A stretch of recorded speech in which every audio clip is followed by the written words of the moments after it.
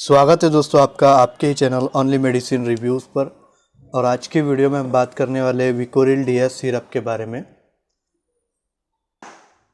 दोस्तों इस वीडियो में हम जानने वाले हैं विकोरिल DS के यूजेस, साइड इफ़ेक्ट और इसको कैसे इस्तेमाल कर सकते हैं और कब इसको इस्तेमाल करना है, सारी जानकारी हम इस वीडियो में लेंगे। तो इस वीडियो को आप लास्ट तक ज़रूर देखें और चैनल पर अगर आप नए हैं तो इसको सब्सक्राइब ज़रूर कर लीजिए और साथ में बेल के आइकॉन को भी दबा दीजिए।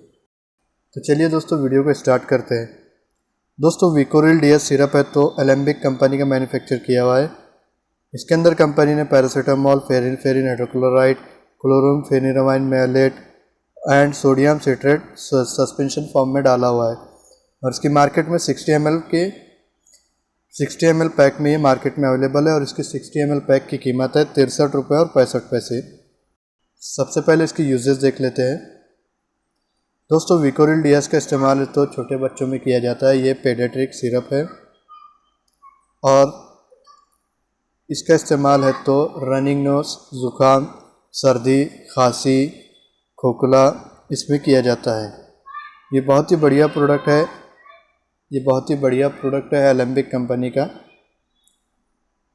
इसका इस्तेमाल है तो सर्दी, खांसी, खोखला, ज़ुकाम इस कंडीशन में छोटे बच्चों में किया जाता है। इसके हम साइड इफ़ेक्ट की बात करें तो कंपनी के कहने के मुताबिक इसका कोई भी साइड इफ़ेक्ट नहीं है, लेकिन इसके अंदर जो कंटेंट डाला हुआ है paracetamol, phenyl hydrochloride, chlorpheniramine mallet, ये इसके आपको साइड इफ़ेक्ट हो सकते हैं। पैरासीटामोल के साइड इफ़ेक्ट की अगर हम बात करें तो पैरासीटामोल के साइड इफ़ेक्ट होते हैं किडनी डैमेज होना, उसी के साथ साथ स्किन रैशेस और वोमिटिंग, नाउशिया, इस तरह के इसके कुछ साइड इफ़ेक्ट है।